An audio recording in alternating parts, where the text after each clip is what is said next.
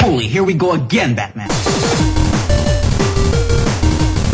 What's going on, everyone? You're listening to the NerdSync podcast, recorded from Bandy Road Studios. Remember how I was supposed to be saying that, and I haven't been, and now I am again.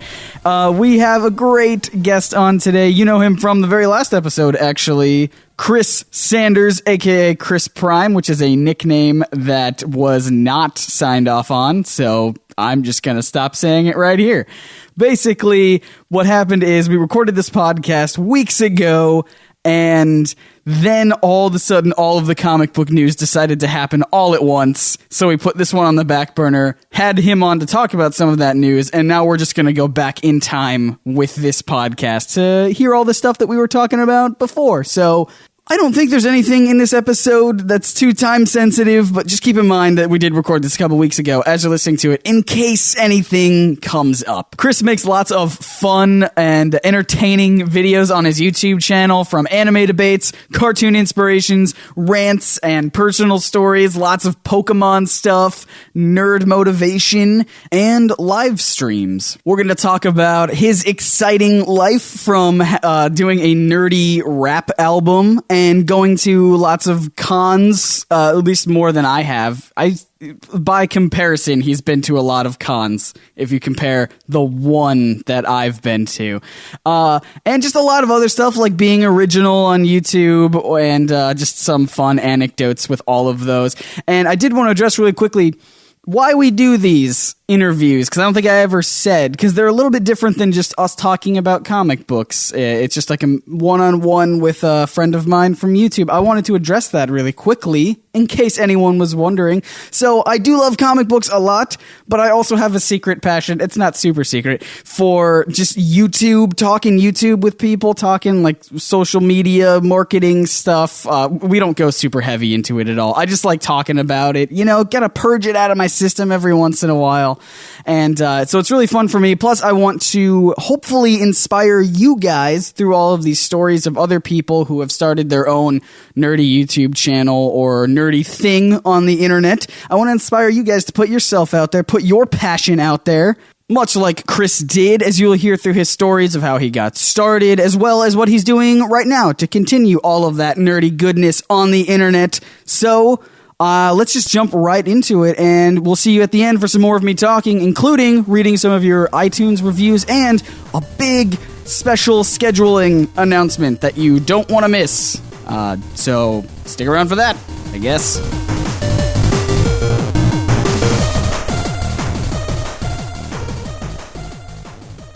So I'm sitting down with Chris Sanders. So where you're from? Your channel is just Chris Sanders, right? Yeah, it's Chris Sanders. When YouTube did the whole, you have to use your real name thing, I just okay, I'll use my real name. Yeah. It used to be C. Sandreas, which it still comes up under if you search.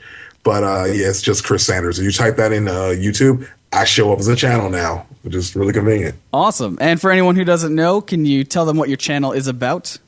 It is about nerd lifestyle and really my life, because I am a nerd. So anything that I can come up with that relates to the nerd genre, I talk about, but I also try to focus on motivational videos as well to try to inspire and empower nerds to be the best than they can be. But you can also, not be a nerd and get into it too. So Totally. So I want to ask you right from the very beginning, we're going to start back at way back in time. What got you started doing this kind of thing, on whether it's on YouTube or if you got started somewhere else? Or so honestly, a combination of things: LiveJournal and student loans. If you know about LiveJournal, it was one of the first blogging formats before people actually had blogs, and I had a small following because I used to write on there and talk about my life, and people were interested in it, and it was very interactive. It was really cool and really immersive. When college started, though, I got too busy for it, so I stopped doing it.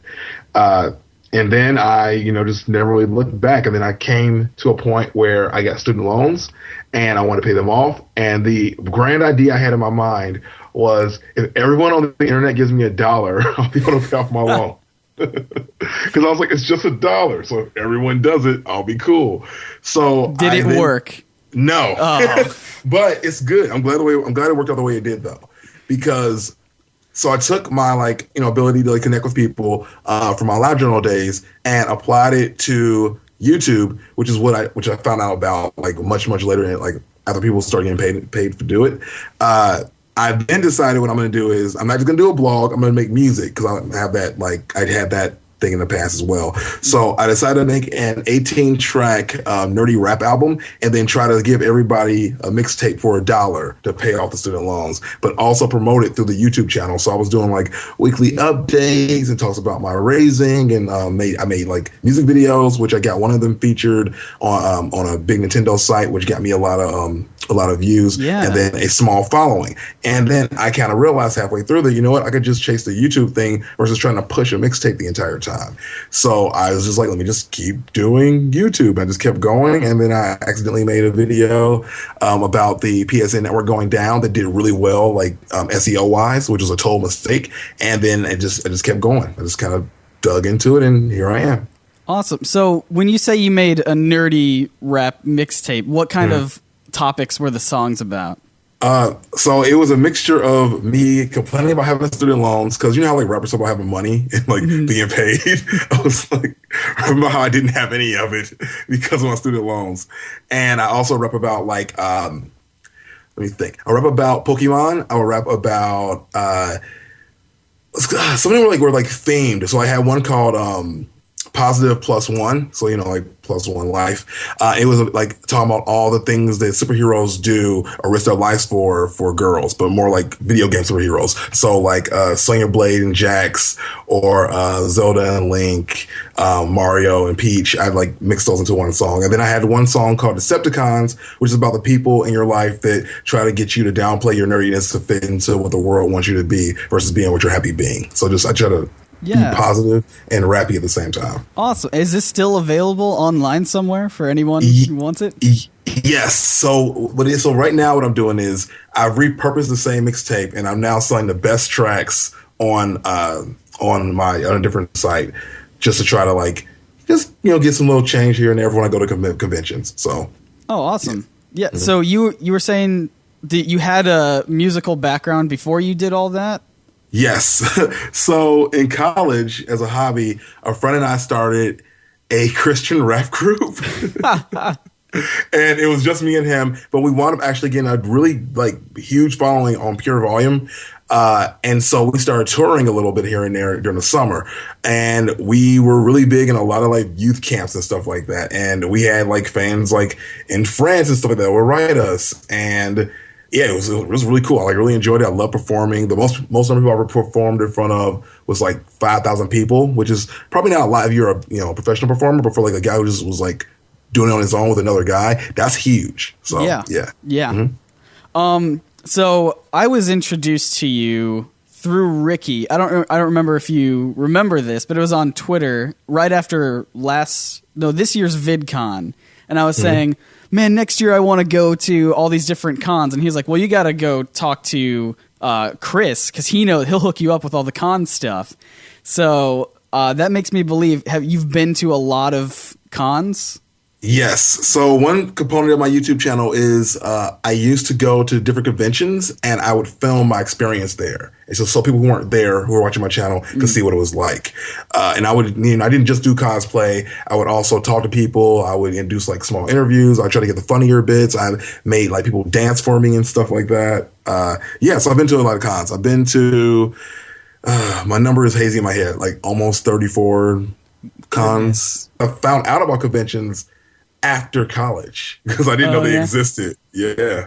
I had no idea. Do you have a favorite con that you've ever been to, or one that's consistently great each year? Have you been to the same con multiple times, I'm assuming? Yeah. Yes. Okay. Oh, for sure. So the two that are my two favorites of all time are VidCon, which is one for YouTubers, that's just more of I have a heart for these people, so it's awesome. It's just great to be around all these people. The convention itself probably could be better, but the people that are there that make the community amazing. And my other favorite one is ASIN, Anime Central, which is the one they held out here in Rosemont, Illinois, and Chicago. And it's just, the convention itself is is just put together very well. And on top of that, the cell room floor is great. And on top of that, the community is even better. Like, my favorite thing about conventions is the community beyond anything else, because the people are just, they get you. And I think that also for me personally, the ASIN one, I actually feel kind of like oddly famous, because I like YouTube. I expect people to like to know who I am, but I get people like randomly like knowing who I am walking down halls in ASIN, which is just crazy, because I like did a couple of like sub-popular anime videos that just, you know. Do you have like an all-time favorite moment that sticks out in your head from a con that you've been to? Honestly, I'll say that it was actually meeting a friend of mine that I've known since high school, but I never actually met. His name is Keith Justice. He runs Henshin Justice Unlimited. And I've known him since I was a kid, because I was really big into forums growing up. So he was like my surrogate big brother, and he's about, I want to say, like 10 to 15 years older than me. And he would always stick up for me in the forums. So I had posted online that I was going to go to ASIN for the first year. And he's like, oh, I'm going to be there too. We should totally meet up for the first time. And I was like, yeah, that's cool. But in my head, I'm like, it's going to be weird, because I always had this idea of who you were in my head, you know, from talking in the forums. And then I got to the convention, and he was the same dude, and it was amazing. And he let me like hang out with all his friends, and like he showed me around, and like it was great. I got like a royal treatment of conventions. Like, I had one of the best experiences ever. That's awesome. Yeah.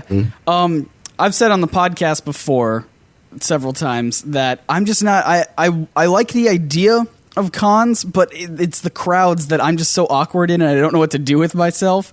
And I feel like I need to go to a con with someone who's like a veteran at that con, and then they can show me around and everything like that.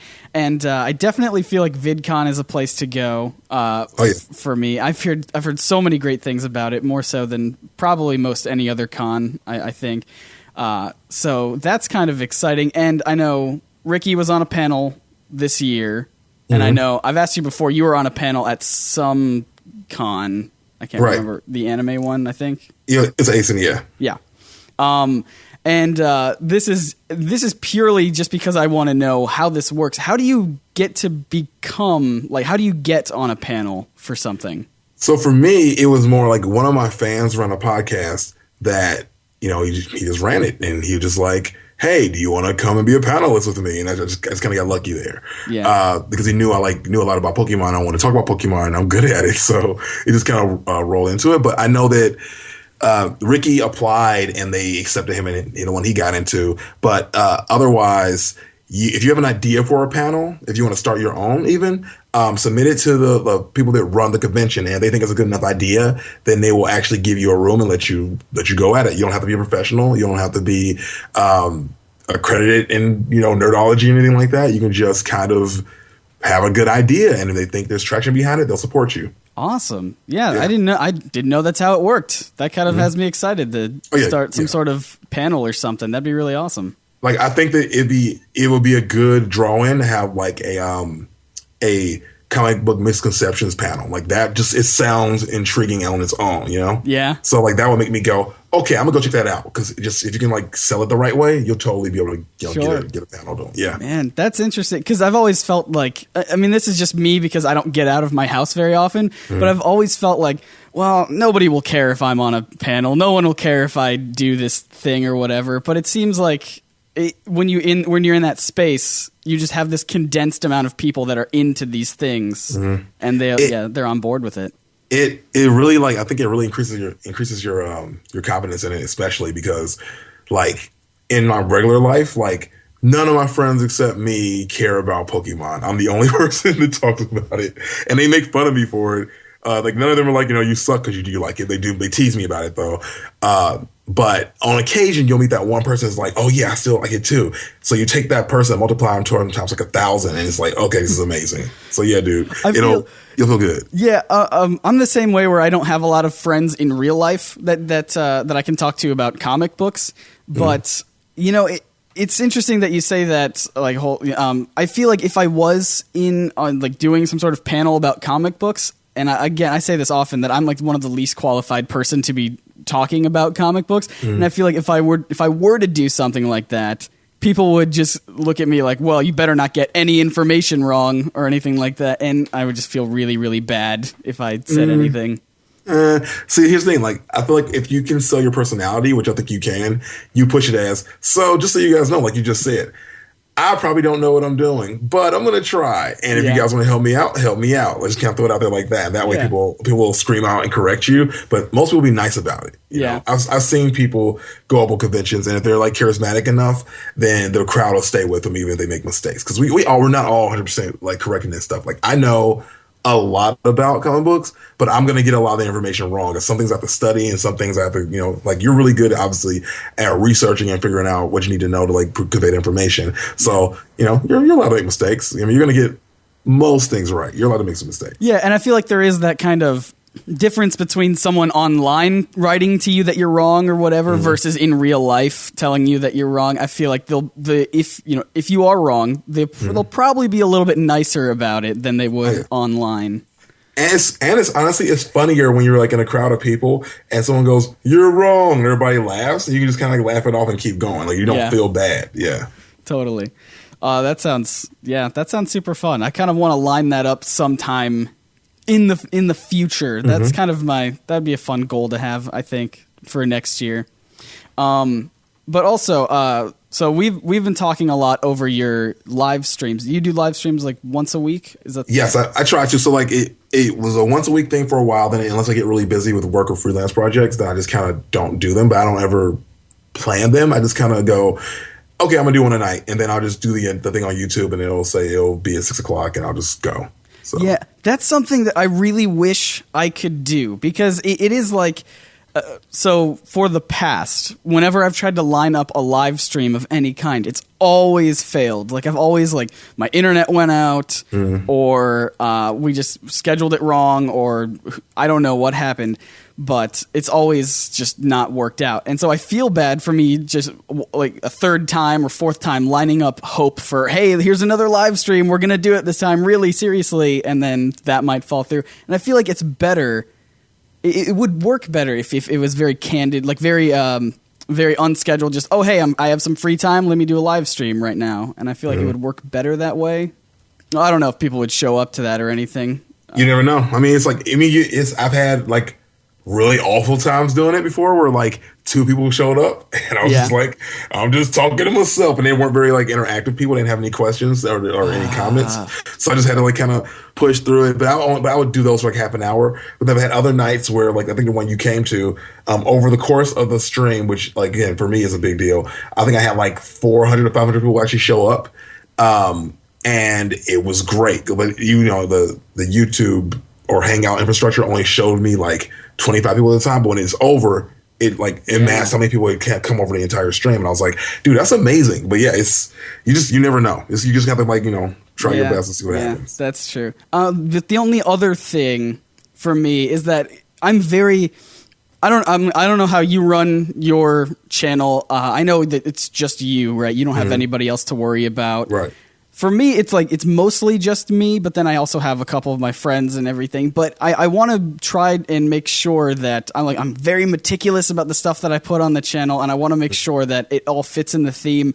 And I always second guess myself when it comes to live streams. Like, well, if it's a live stream, then because this is a comic book channel, I always have to be constantly talking about comic books instead of just like life or whatever. And yeah, so then I just kind of psych myself out of doing it. Like, never mind. I mean, that's why I try to do mine as Q&As, because the people who come to the live stream will almost start to dictate the content after a while to what they want to hear. So it gives you an inkling of like how you can take it, because I have people who come to the live stream and will only ask me what my favorite Pokemon is like 40 million times, or people come and ask me what my favorite comic book is, or how I feel like a certain movie, or how I feel like a certain game is coming out, if I reviewed anything. And then people will ask me, how's my life going, which is more rare. But I think that if you give your audience an opportunity, they'll kind of tell you what they want to hear from you. So I really wouldn't second guess it, because like, I do think that it's okay to go off topic a little bit, because it gives people insight into who you are. Like, I saw you did the thing where you like introduced 2 of your other guys who you work with. And I think that's just a good way to go about it. Kind of like have inklings of this is me, and then the rest can be comic book or media related. I had a funk last year, which was like, because I've been doing my channel for about, I started like 3 years ago, but last year I probably dropped the ball because I went completely off topic for a big chunk of my my like audience because I just was going through a bunch of stuff and I wasn't motivated to like talk about video games or anime or any of that stuff, and decided to just focus on my life, which those videos did well, but it didn't carry over when I went back to the nerd stuff. So you gotta be careful and just watch how you do it. But I'm glad I did it because those people that actually stuck around for that now know who I am and like I feel closer to. Yeah. And it's actually worked out to my benefit because that's the same year that I got featured on YouTube's their blog, the creators thing, and I was like, I was the next up vlogger, and they gave me like $5,000 worth of equipment, and I got featured on the site because my channel at that point was looking like one of those autobiographical deals, which I still sprinkled in nerd stuff in the middle of it, so it was still nerdy. It just wasn't like core nerd like it started as. Right. You know, honestly, it's fun when you go, I don't know if you do this sort of thing, when you go back and look at your first videos and you're like, oh gosh, what was I thinking back then? Mm-hmm. You talk about quality show. I was doing this from a webcam, and I was just sitting in my dirty dorm room, and I was talking about comic books, and then it just kind of evolved from there, I guess. I mean, I noticed because I actually went back. I do this thing where I like binge watch people on YouTube.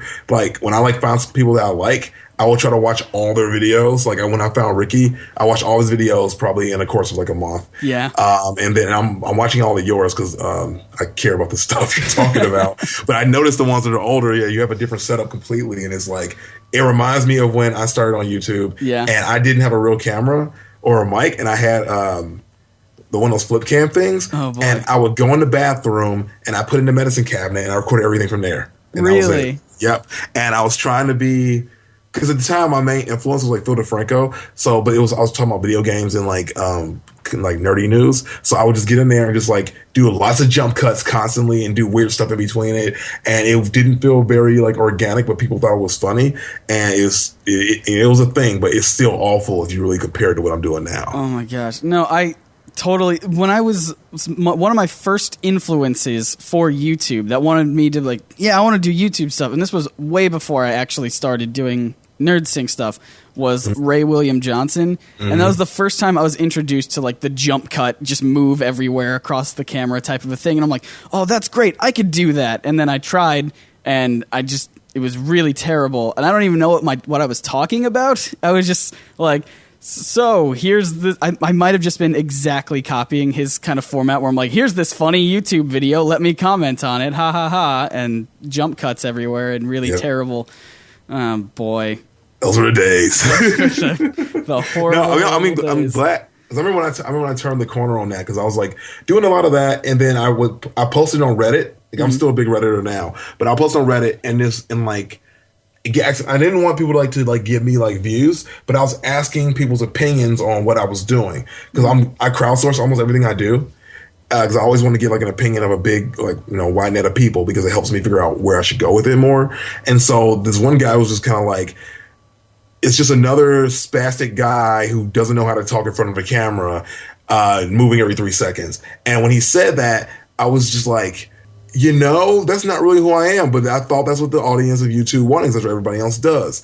And then I decided to go ahead and just try, because I'm good at talking like long format. So I figured, let me just give it a shot and let me try not to do any editing whatsoever. And it kind of worked out really well. Now I do little bits of editing because it helps move things along a little bit better. Yeah. But for the most part, the first year after I figured out what I was doing, I didn't edit at all. I would just talk all the way through, or I would, if I messed up, I would stop and restart and just go all the way over. It took forever. Yeah. It's not a very effective business model, but it got me comfortable with talking in front of the camera. So now I can do it pretty openly without flubbing too much. Yeah. That's something that I've always wished I could do, was just one take type of a thing. I've done it kind of in the past, but I feel like what works best for me is I have a script for each of the videos that I do. Mm-hmm. I don't know. Do you write a script, or is it just off the cuff type of a thing? It's a combination of script and off the cuff. So it's not really script, but I'll do bullet points. Yeah. Okay. So I don't lose focus, because I will totally go off the rails if I just start winging it. Yeah. And I'll repeat myself. And I realize that like half my videos in the beginning are like 3 minutes longer than they need to be, because I said the same thing 8 times. Yeah. So the script is helpful. Yeah, that's something that's because what I do a lot is very information based, and like I have to get facts right. I can't. It's hard for me to just write down bullet points, so I just end up writing an entire script out to shed light on the behind the scenes. Oh, Scott just doesn't know all this stuff off the top of his head. No, I just lots of script writing, lots of research. Like I don't know if you follow Tim Schmoyer. I do. Yeah. One of the things that I noticed he does when he does all of his videos is he just does it off the top of his head. Like he'll do the research earlier that day, but then he doesn't write anything down or something. He'll just do it off the top of his head. I'm like, how do you do that? That's amazing to me. I wish I could have that ability. I wish I could do it and make it sound like it was like he does a really good job of making it sound like he's reading a script, but he's not. Because like I'm not reading a script, but he's like he has it down. Because like for me, like. So when I do like my anime review videos of the anime debates, I will binge watch the shows, and then unless it's like an older show like Dragon Ball Z where I already know it off the top of my head, but I'll binge watch the shows and then make small bullet point notes of things that stood out to me, and then I'll just kind of go from there and then mix in my my ideas in between that, and it sounds like I'm just talking and not like I wrote anything down. So I'm really envious of the fact that he sounds professional when he does it, because I just sound like a guy that's just like rambling. I know. Yeah, I'm the same way. I tried to do that once, and I'm like, all right, no, I can't. I have to go write the script now because I can't just talk off the top of my head. It's horrible. But I wanted to talk about some recent videos you've been doing about, cartoon inspiration. You did one with Ricky. You said you were going to do one. I don't know if it came out today or it's coming out later tonight. Okay. It's going to be on Tiny Toons. Nice. Tiny Toon Adventures. So tell everyone what that kind of format is. Okay, so what I'm doing is I'm taking cartoons that I grew up with, even ones that I watch now that just influenced me or inspired me to be the person that I am today, in different ways. So like when the episode I did with Ricky was on Doug, and it was just like, to be completely honest, this entire idea was stemmed off of Ricky, because I was originally going to do an offshoot of my anime debates and just call it cartoon debates and do American cartoons and not just Japanese ones, and pit them against each other. So I was going to do Rugrats versus Doug, and Ricky sent me over because I had Ricky take the Doug side, because at one convention we went to, he dressed as Quail Man. So I figured he'd be pretty astute to do that. So he did the Doug one, and his entire thing was like a love letter to Doug, and I was just like, I don't dislike Doug at all. I like actually love Doug, and I've had all these warm, fuzzy moments in my heart. And I was like, I don't want to even compare it to Rugrats. It's not even the same show. I kind of want to talk about Doug now. So I asked him if it was okay, and he's like, yeah, that's okay. So I was just like, I think I'm going to change the format of this and just talk about how the shows did change my life and make me, feel things or relate to things. Because like, if you were a nerdy kid growing up when we grew up, and you didn't have like friends who were also nerdy, you had to relate to the things you watched or the people on the internet. So like Doug was like a person, not per se like a cartoon, but it was someone I could say that's kind of like me, because I didn't have that every day. So Ricky's side was so convincing on the Doug on Doug. You were just like, well, I got to change everything now because he's right. Absolutely. And I remember we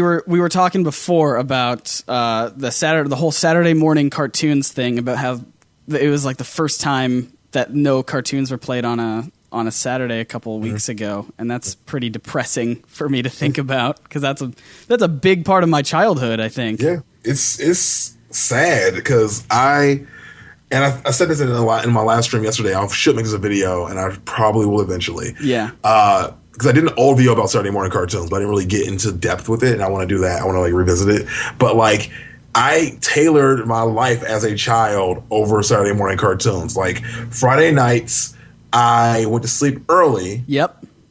So I could wake up at 6 a.m. to start watching cartoons, because people don't know this. But the stuff that was aired by the network that wasn't necessarily syndicated would start at 7 a.m. But they would show these other shows that weren't quite part of the block at 6 a.m. And one of them was the Darkstalkers cartoon.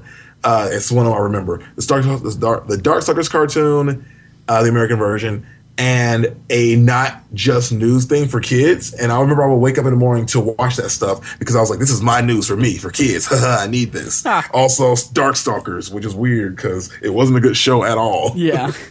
But I was excited. I was so into cartoons. I had to do it. And it was like a ritual for me. It was like a part of my life. And it's really sad they don't have that anymore. I mean, you have to have cable, but it's like, what about the kids whose parents can't afford cable? Like, what do they do? I guess they have the internet, but it's not the same as having an entire day worth of TV dedicated to you where you have to make choices. Because I'm gonna have to pick between which cartoon to watch, and I switch between them all the time. Every channel had a cartoon block, and now you just have probably 2 or 3, and it's kind of a bummer. Yeah. I mean, that's something. About scheduling and making sure that you wake up on time. It's a cool experience. Sure, you can watch anything at any time now on Netflix or YouTube or whatever, but it's so cool to wake up early on a Saturday and I don't know if you did this, but I used to get a gigantic bowl of cereal and a giant spoon, and then that was what I looked forward to the most, I think. And then I kind of feel like it would be fun to somehow bring back that idea of a very specific time schedule or something, but also somehow put it on, apply it to the internet. I don't know how that would work, but it's a different experience, trying to schedule that into your day than just, oh, hey, here's a cartoon that I can watch whenever I want. Right. I think it would be cool. I think the idea would almost be you have to it'd be a live streaming of cartoons. Yeah. And so you have to have a host in between, and because even the cool stuff was not even just the cartoons, but they'd have things bumpers in between the things that tied it all together and made it into a block, and that was cool in itself. And they would have contests sometimes. I remember when because they got rid of afternoon cartoons a long time ago. Yeah. I remember I would come home from school every day, and it would be Bobby's World is on, Mighty Max would be on, and I'd sit down with my bowl of cereal and my cartoons and just go all the way into it, and that's gone too. I totally remember. I don't know. This is not Saturday morning, but it's Friday night. Do you remember Cartoon Fridays on Cartoon Network? Yeah. I do. I love the bumpers that they would have, and they would treat it almost kind of they would have a different host from a cartoon show. So it'd be the mayor from Powerpuff Girls would host the bumpers in between the cartoons and everything, or Ed from Ed, and Eddie would host the thing.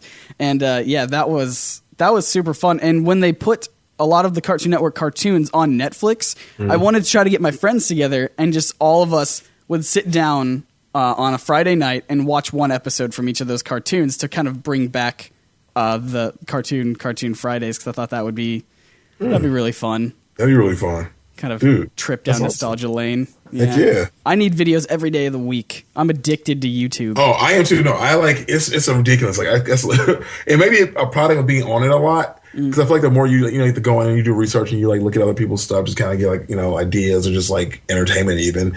And I find myself on YouTube way more than I should.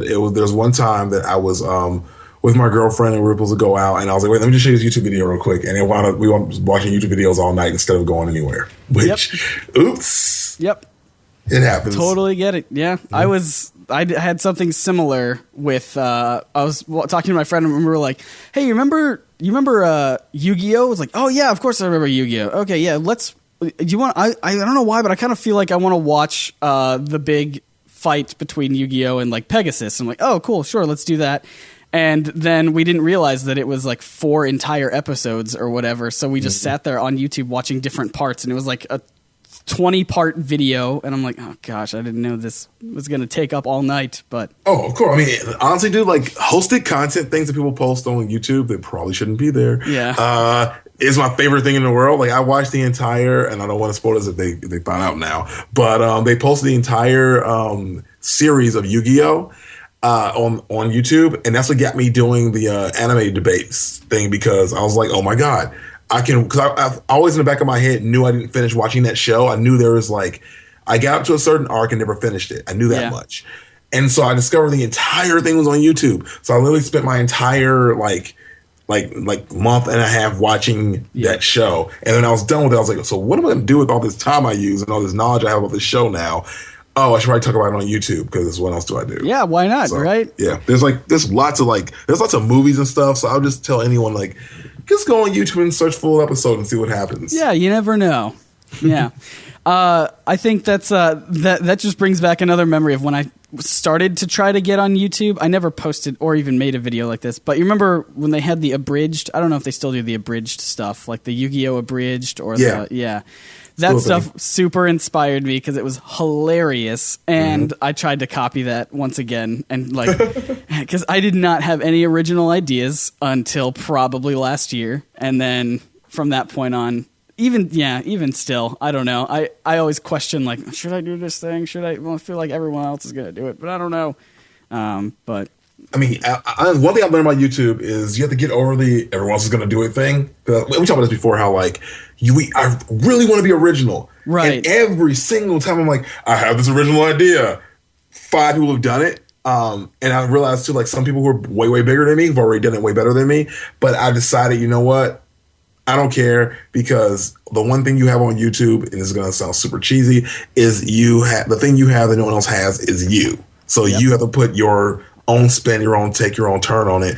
And people care about like that opinion. Because like if you watch any news stuff or CNN, it's the same people just giving opinions on the same story over and over and over again. But people find certain hosts more fascinating than others. Yeah. Certain people connect to other people more than they connect to other people. So if you have an opinion, you should probably share. You have an idea, you should probably do it anyway, regardless of the fact that someone else already did it, because there are no real original ideas anymore. And the best you can do is try to be original and make it your own. And that way in itself, at least it's an innovation more than anything else. So I get it. The one memory I have of just being super upset that the ideas that I had were taken before I could put them on YouTube was when Man of Steel was coming out. Now, at that point in time, we had a show on our channel called Behind the Frame, which we would do prop tutorials and visual effects, like After Effects stuff. Right. Normally involving comic books or superheroes in any way. And what I would, so months before Man of Steel came out, we were planning like video ideas, and we had 2 ideas. Number one, we wanted to show people how to do heat vision effects, because we were like, yeah, that's like a fun one. We could totally do that. Super simple. Sure. Then the next one, the other idea we had was, you know what would be funny? If we turned Man of Steel into a musical, and we did like Man of Steel the musical, and then I wrote songs. I like spent all night like writing songs and like doing music and everything like that. And I'm not very musical, but I was just like, this is gonna be so funny, and I really like the songs that I came up with. And then in the same week, Film Riot released a video about heat vision effects. I'm like, dang it, and theirs is better. I don't want to do ours anymore. Then Rhett and Link did a Man of Steel the musical, and I'm like, oh gosh, dang it, how is that even possible that we thought of the same thing? And so I just erased that entire week of ideas. Like, no, can't do it anymore. It was so sad. It happens all like the one I put on. I was talking about in a live show how I had this idea to do superhero psychologist, where I like psychologically analyze superheroes, and I'm just like doing my research for it and kind of like, seeing what else is out there. And the first thing I find is this guy and a woman who are totally who are like analyzing Batman the Animated Series for psychological stuff, and I'm like, no. So right now I'm trying to find a twist on that, which I have a friend on YouTube who does like mental health videos. Oh, nice. And because she found me, because I've done a couple of suicide prevention videos, and so she's been a really cool resource because someone just like has that background. Yeah. So I'm trying to convince her to do a collaboration with me of top 5 superheroes to beat depression, because I feel like a lot of superheroes have like serious issues, but they seem to be thriving in a very like healthy way. So let's gotta figure out that wheelhouse of how to talk about that. Yeah, that'd be awesome. I like the idea. I've always liked the idea of taking a topic and putting a comic book spin on it. But that's just because I'm biased towards comic books. Of course. Like there's that book, The Physics of Superheroes, which teaches people physics and how all that stuff. But they do it through superheroes. So it's like, well, how does Superman jump so high? Like, how can he jump over leap over a tall building or whatever in a single bound? And that's always fun, because I think comic books and superheroes and stuff are a good medium to explore new ideas in. Oh, absolutely. Actually, let me ask you this question, because this is something I've had on my mind for a long time lately. I'm listening. Last month. Yes. How strong and durable are superheroes' skin? Because they punch through bricks and things that if I punch it, my skin is gonna get torn up. It's gonna be bloody and stuff. But it seems to me that like the Hulk can punch through this thing that he shouldn't be able to punch through, or leave a dent in a car. Whereas if I was were to physically, as a human being, go to do this, even if I was really strong, it would still tear my like thing, like, you know, my skin here to like shreds. Well, that this goes into the territory of bonus powers, is what I would call them, where every hero that has like a power also has a set of bonus powers that helps them control that. So, for example, super strength usually will come with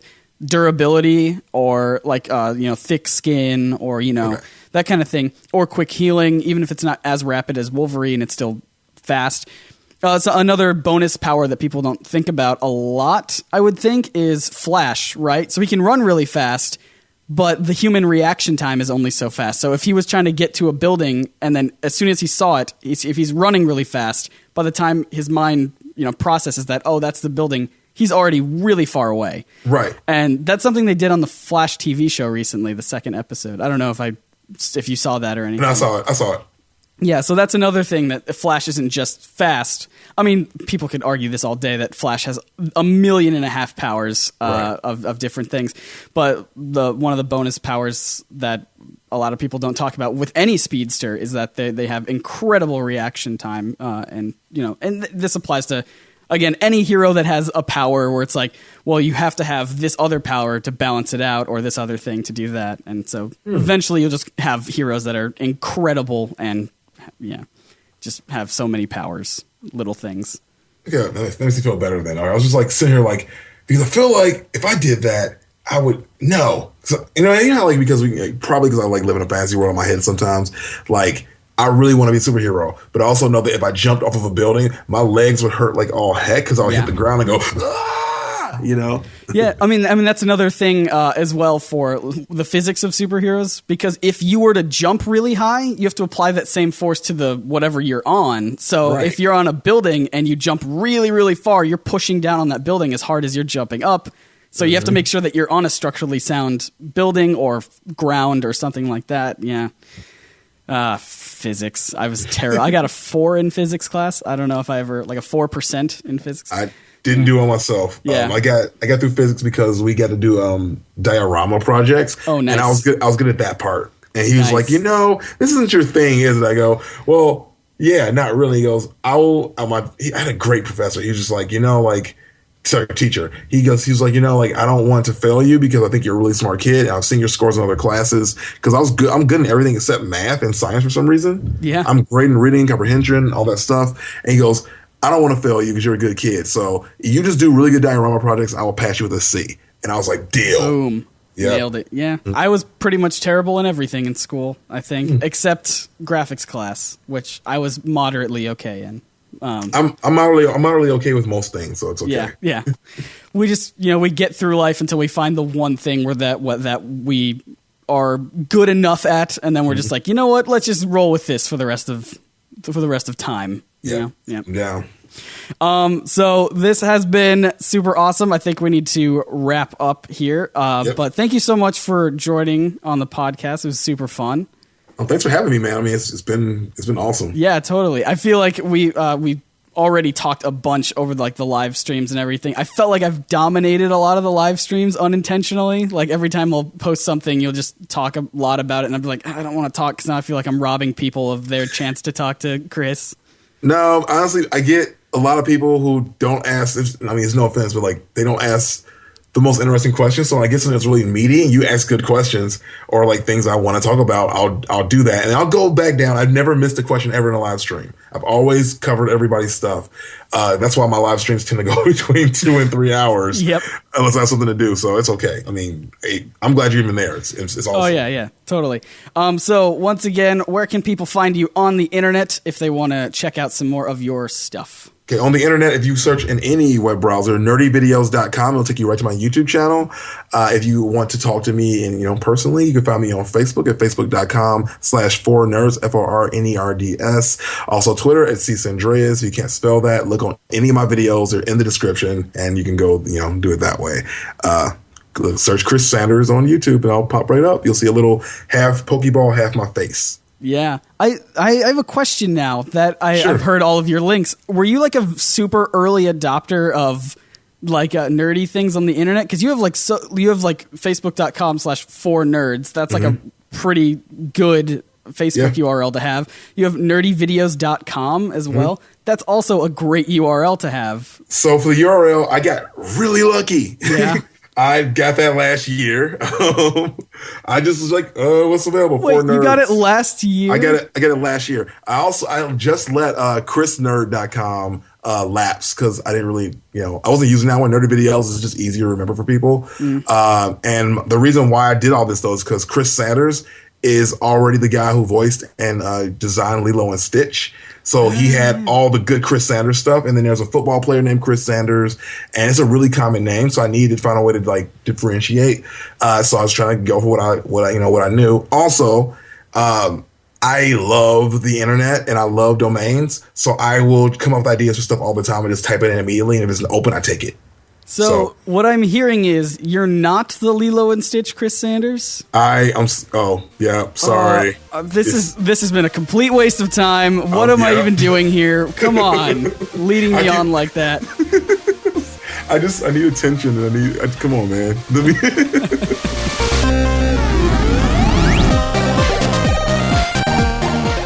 What a cool guy, and I'm not just saying that because he's behind me with a knife at my back. That would be ridiculous. He has a gun. But I hope you guys enjoyed that conversation, and now I want to read another iTunes review. This one comes from Maxinary, who says, "Thank you, great podcast, you're reliable." This is a great podcast. Thank you so much for reliably putting it up on Mondays. And this I feel like I need to address. First of all, thank you for the great review. As you know, guys, as I said before, there's nothing we can do on our end to make more people listen to the podcast.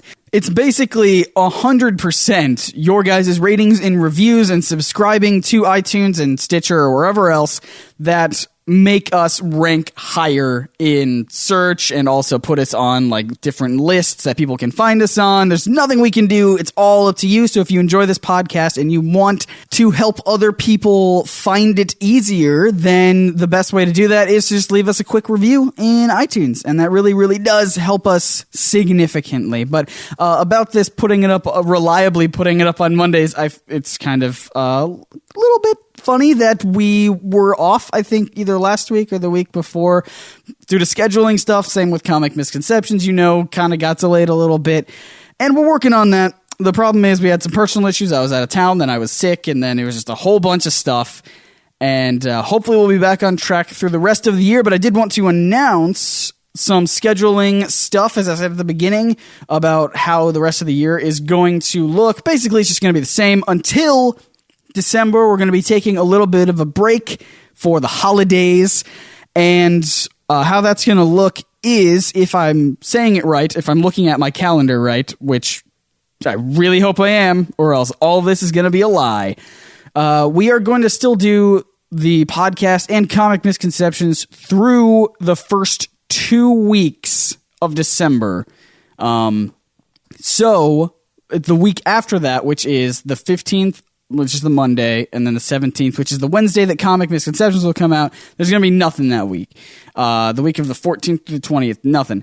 But then the week after is going to be Christmas week, and I will put up a Comic Misconceptions because I can't not talk about Batman Christmas comics this time of year like I did last year, so we're going to do that again with a new comic book. And then there's not going to be a podcast that week, but then the following week, which is New Year's week, we're going to be doing something pretty exciting that I stole from some other podcast many, many, many moons ago, and I don't know if anybody does it still. This was like 2008 when I stole this from another podcast, and I've yet to do it, so it's been a long time. I just thought it was a cool idea. Basically, we're going to do a complete 1 hour, a little bit longer than an hour, unedited NerdSync podcast for New Year's, where you're going to be able to hit play at exactly 11 p.m. your time, and then we're going to count down the minutes with you, talking about our favorite things from 2014 and maybe like what we all got for Christmas. I don't know. We'll come up with ideas, but the idea is that it's going to be a completely unedited conversation. There's not even going to be bumpers or anything like that. All you're going to do is hit play, and then at exactly 11 p.m. And then in real time, we're going to count down the new year. And we'll release that episode before, obviously, in case you want to listen to it before. Maybe you have plans on New Year's Eve. And you don't want to listen to it. You don't want to spend it listening to just your computer and three lonely guys. That's fine. More power to you.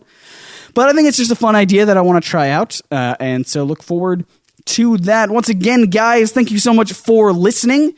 I have been Scott. I don't think I've said that for the entire episode. So if this is your first time listening, I do apologize. We'll see you right here next week for more of the NerdSync podcast. See ya.